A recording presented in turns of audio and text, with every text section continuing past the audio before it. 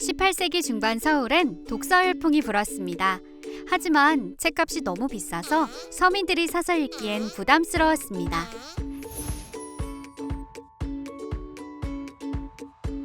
그래서 탄생한 것이 바로 새책점. 새책은 돈을 받고 책을 빌려주는 영업인데요. 지금으로 말하면 책 대여점입니다. 새책점 책은 대부분 필사본 소설이었습니다. 조선인이 창작한 작품이나 중국 소설을 한글로 번역한 것이었습니다.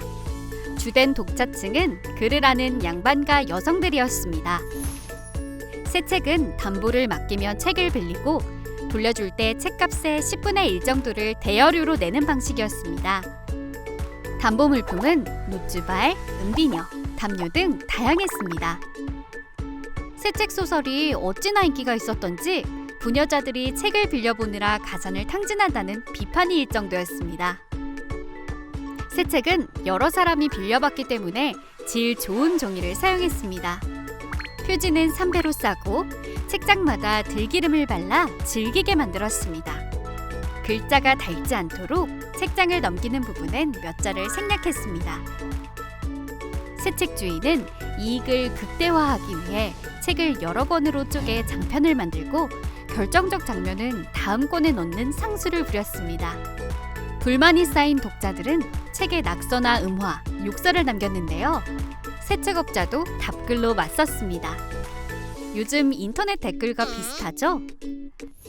여성들만 한글 새책 소설을 읽었을까요?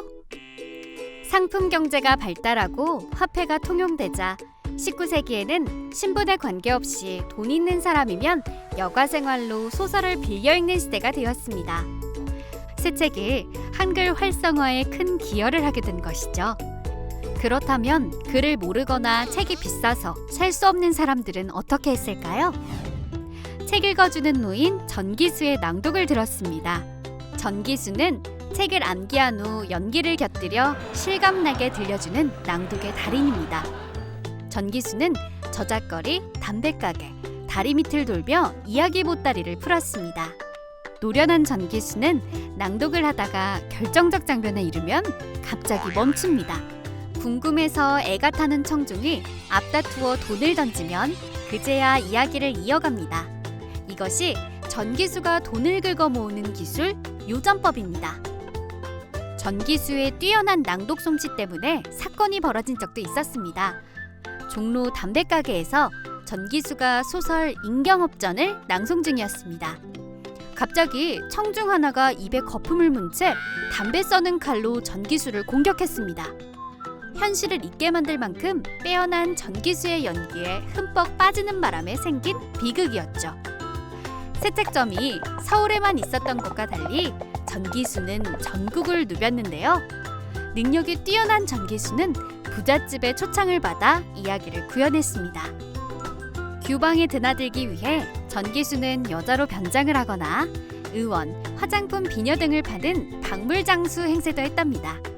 전기수의 암송 목록 중 당시 조선의 최고 베스트셀러는 춘향전이었습니다. 전기수는 새책이 몰고 온 한글 독서 열풍을 대중에 퍼뜨리고 소설 읽는 즐거움을 전하는 감추 역할을 했습니다.